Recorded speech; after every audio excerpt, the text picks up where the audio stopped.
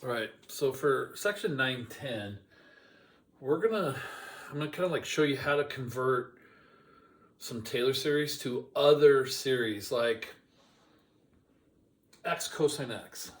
For me to write a Taylor series for x cosine x, I would have to do product rule, and then I'd have product rule every term. It would take a long time to write my own series out. So what we can do, and we do this for MacLaurin series, centered at 0, we can actually take the known cosine. We're supposed to memorize cosine, so I've memorized that. I can just multiply by x. So there's certain things we're allowed to do. You can just multiply. So if I multiply by x, every term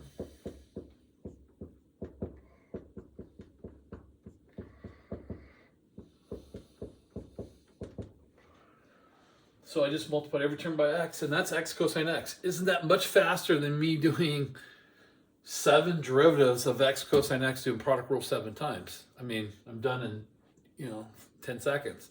So what we do is if that's why we memorize certain series, we can get from that series to other series, which is pretty cool. So we're allowed to multiply. So again, if I'm doing one here, this is just a made up series, not even cosine. So sometimes the AP test will go, hey, here's some random series. Okay, so I'm giving you some random series. Can you multiply that series by x to the 4th? Sure.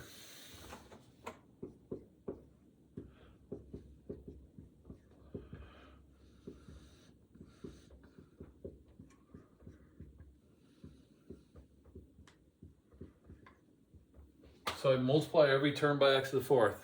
Done. All right. So that's a pretty easy skill. Now, I'm going to do all these first, then I'm going to go back and show you that sometimes they'll say, write the first 4 terms and the general term. We haven't really got into that yet.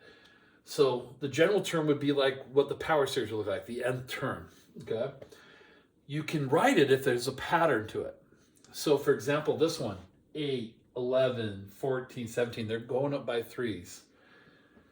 Let's work backwards, 16, 11, 6, going down by 5s. So to go down, this would be 1 factorial would fit there. So that would have to be a 1. So everything has a pattern to it. We can write the series. We'll do that at the end. All right. These clearly have a pattern, and you can do, so we could write a power series for these. So we'll do that afterwards. All right. Here's another thing we're allowed to do. We're allowed to replace.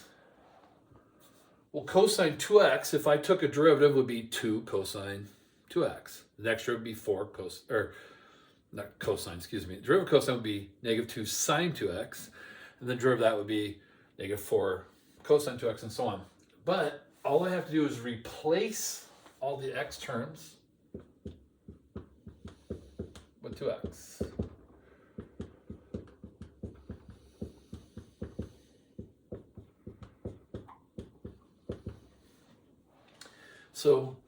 So cosine of 2x, just replace x with 2x, and that's it. If you choose to clean up, it's up to you. Sometimes you'll see a pattern without cleaning up. Sometimes you want to clean up to see the pattern. I can see a pattern very clearly, so I wouldn't clean this one up. All right. Well, how do I get to sine from cosine? Well, you guys know that the integral of cosine and sine, that's a relationship they have. The derivative of sine is cosine. So if you take the integral of these terms, now when you take the integral of this as x, the integral of x squared is x cubed over 3. 3 times 2 factorial is 3 factorial. The integral of x to the 4th is x to the 5th over 5 times 4 factorial, 5 factorial. Minus x to the 7th over 7 factorial. And you should recognize that as sine. We already learned that's one we were supposed to memorize. So we can actually get sine from cosine, and we can actually take the derivative of this one to get that one. All right? Because the derivative of sine is cosine. So sine 3x. Now, when I say like a combo, if we started with cosine, you want to get to sine 3x, you got to do 2 steps to get there. You would take the integral to get sine and then replace everything with a 3x.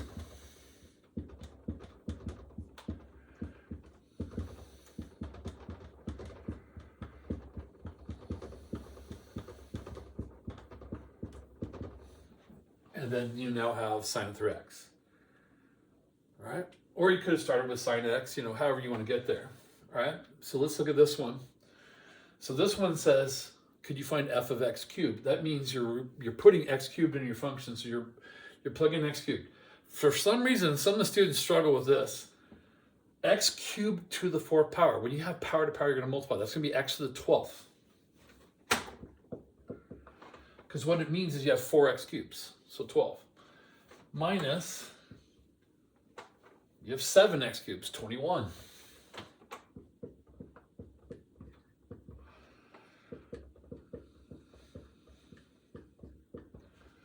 The third one will be 30, x cubed to the 10th, and then to the 39.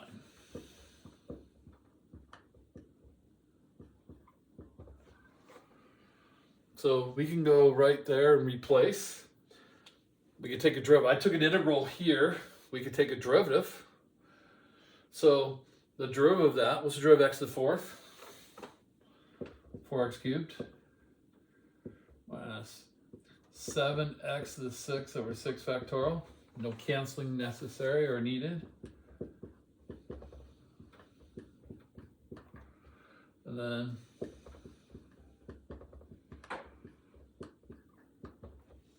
see, so we can, once we have a known series, we can manipulate it, do all these little tricks to it.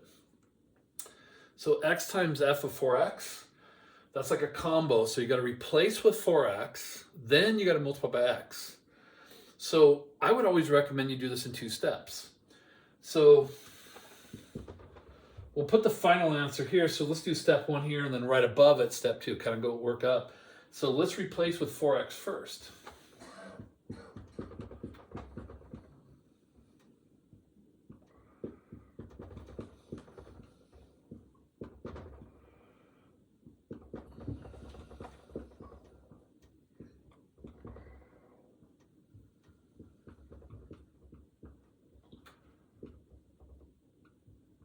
Okay, so all I did was replace all the x's with 4x, and then if they said do x times 4x, then the next step I would multiply that by x.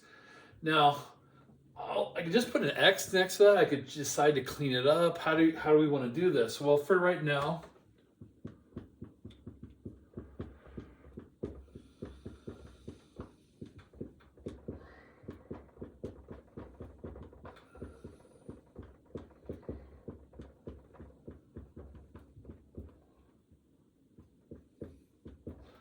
so I know that's not the cleanest thing, but we could eventually go, well, it's 4 to the 4th and then x to the 5th, right? You can find those x's.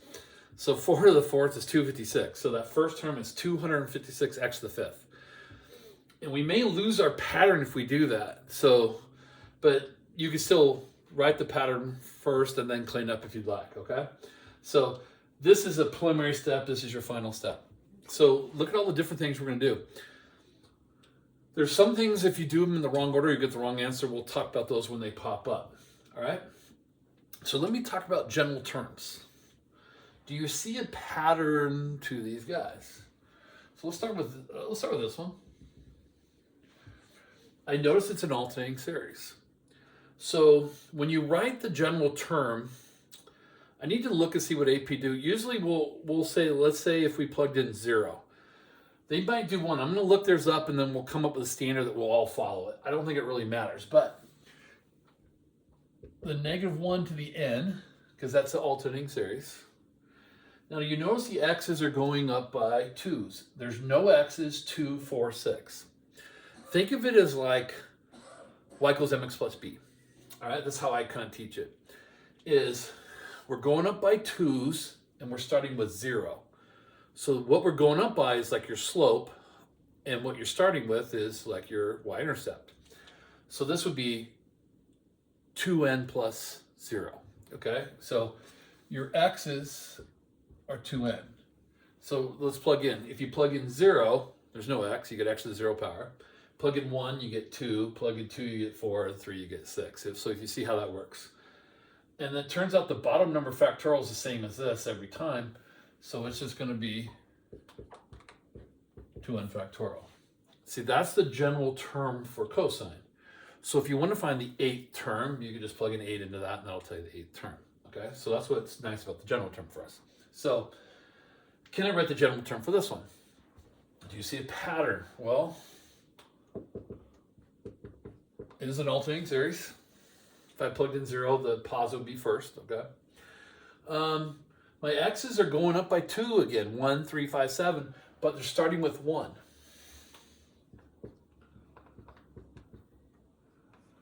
And the bottom number is still going up by 2's, starting with 0, so it's still 2n factorial, it hasn't changed. So it's slightly different, all right? Now I'm going to show you guys another way to do this. You could write your new series and come up with a new pattern, or you can do here. How did I get this term? I just multiply by x. So multiply, and I'll do this in a different color so it stands out. What if I just put times x times that general? Well, how many x's do you have? Well, when you multiply with the same base, you add the exponents. So I would have x to the 2n plus 1. So I can use my previous general term to adjust, or I could figure it out myself. All right? That's one option. Okay? Two options there. All right, do you see a pattern? Yeah. Alternating series, that hasn't changed. Now I have 2x to the going up by 2, so it's 2x to the 2n. It's 2n because we're going up by 2, 2n, and we're starting with 0. All right? Over, and then same thing, 2n factorial. Again, all you're doing is replacing x with 2x. So just replace that with a 2x and you got that. Pretty simple. All right? And that's how you kind of write a pattern.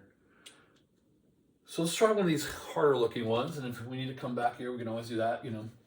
So let's start with this guy. This is this guy right here. Well, we're going up by 3's on the x's. So 3n. We're going up by 3. And we're starting with 8. Now it is an alternating series.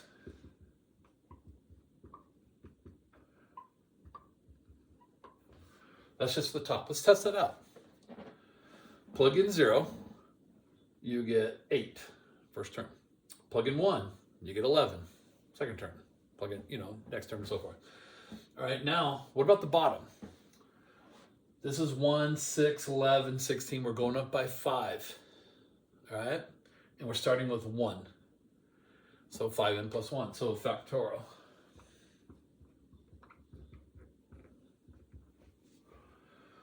What we're going up by is how many n's plus 1. So plug in 0, you would get 1 factorial. Plug in 1, you get 6. 2, you get 11, and so on.